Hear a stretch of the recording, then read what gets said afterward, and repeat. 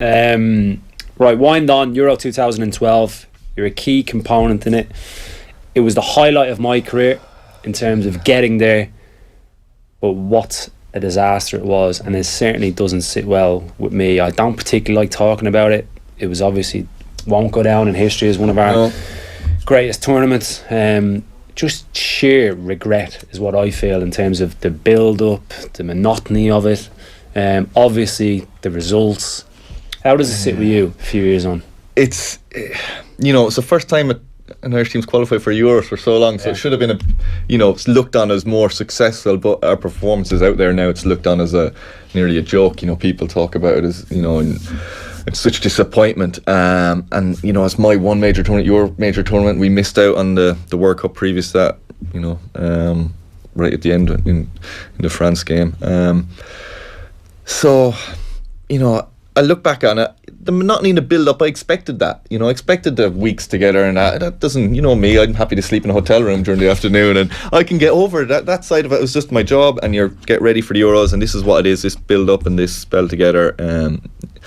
But the performance, I didn't mind that if we put in the performance. That first game, the Italy game and the Spain game, they were two teams who were playing well at the time. I think we're under pressure especially here Spain. Anyway. Yeah, we're not. This group is difficult, but we need to put in a performance against Croatia, and we were just. I thought after all that build up and disappointed with my own performance. I'm not giving out about everyone else, but my own performance was very average and not what I wanted. And just looking at the whole thing, and as they say, just lots of little things weren't quite right, and they all built up to become big things, big issues. I remember, spoke about the day before that game, and everyone's trying to rearrange where their girlfriend. Just stupid things that we shouldn't have ever been thinking about, talking about, or complaining about it. It shouldn't have been. Trying to rearrange what? Where our girlfriends were staying and wives were staying. How was that an issue the day before the game? Well, because they only arrived the day before the game, so we didn't. The hotel they were in, I remember, was above a lap dancing club or something like that, and all of a sudden, its benefits, obviously. Like, you're grand. We were getting phone calls the day before. Well, this Kevin, or all of us, mine was leaving me alone. I think she was sorting out for herself, but lads were getting a bit of stick about that. But it isn't an issue. It can be dealt with. It's fine. But it's a needlest distraction that you would imagine the Croatian players didn't have to deal with. Yeah, it becomes an issue when you're together and stuff is niggling at you when you're together for so long. Everything. I've said that before about with like we genuinely got on, didn't we? And it's probably the case in all the Ireland squads you've been in, I presume. But that group really got on well. So it's not like you hear the England teams in the past, the egos, the north-south divide. That was never the case with us. But by the end of it, I think we were doing each other's heads in. Yeah. We really were. It went on that long, and Kev's mentioned the little things just escalated. Whose fault was all of that? Well, it can't be the players' faults. And I've thought about this a lot since I've retired, since that tournament, because you were saying about the monotony, and we expected the same training. They should have thought about that. The experts should have thought about that. The management team, the sports science department, all that medicals, because they should have anticipated long hard season. We had Steve McLaren on the show last week talking about England 2002 World Cup, first half amazing against Brazil, then they just looked shattered. They were gone because of the season they had.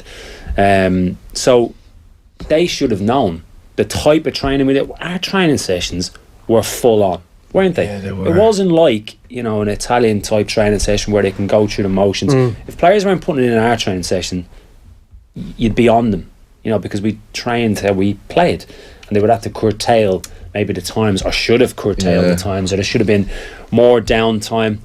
So were these misgivings, doubts expressed to, was there a leadership group within the squad that you could discuss it as a group and then speak to the management? I think a big loss. Liam Brady wasn't there then, and I felt he was really good go-between to be able to go and speak, and he obviously fluent in Italian, was able to go.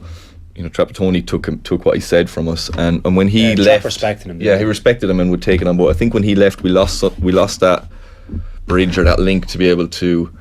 I felt I liked Marco Tardelli, but I don't think he would take on board what you were telling him. He was.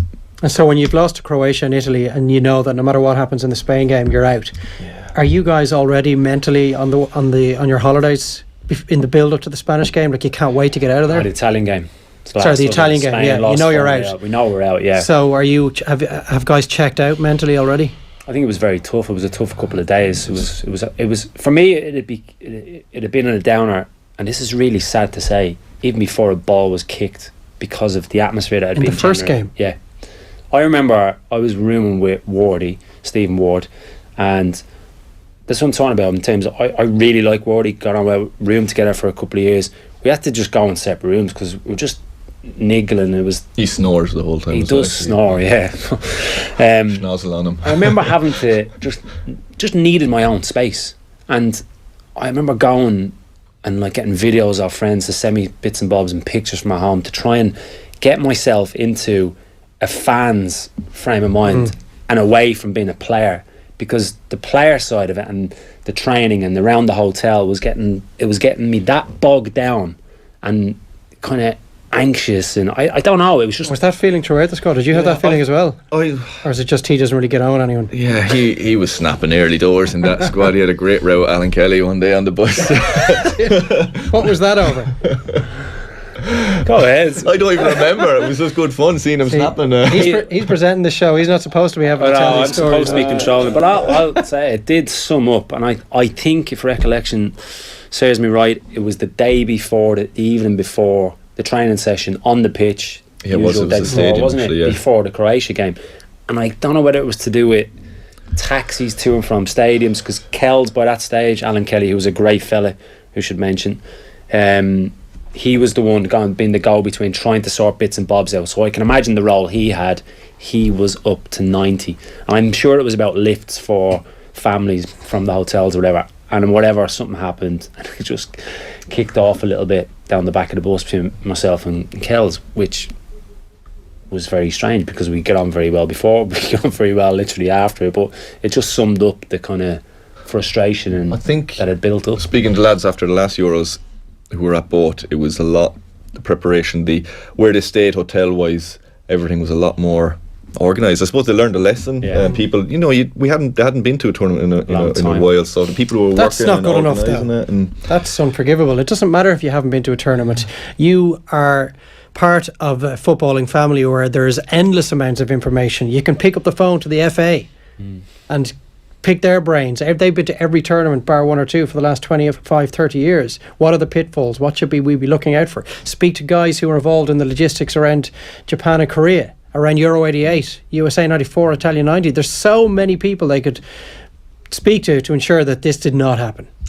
Yeah, my one was the frustrating thing for me was the hotel. We were talking about earlier. So the thing when you're with internationals, to pass the time during the day, you go have coffees, you walk out hotel, you go ever. But where we were, it was a lovely hotel.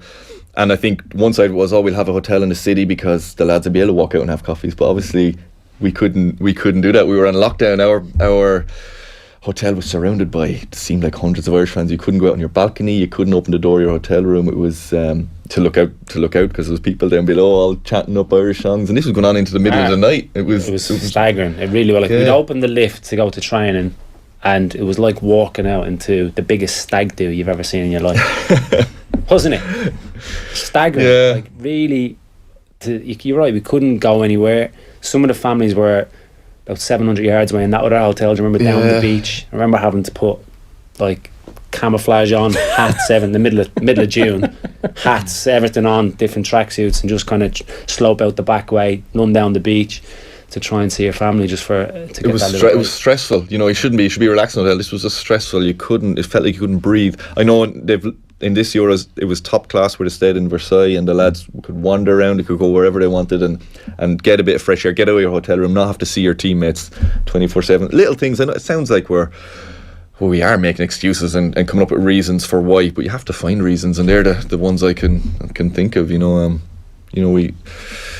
We were getting, looking aside from all that, as a group, we were reaching the end as age-wise. A lot of, we were coming to the end of a bit of an era for a lot of players. 2 years earlier was our peak, I think. The 2010 World Cup. If we'd have got to that World Cup, I felt we would have had a bigger impact. And, listen, at the end of the day, we had Spain, Italy and Croatia in the group. We should have put up a better performance in all of those games. It was going to be big ask no matter, even if we did play to our best to get through.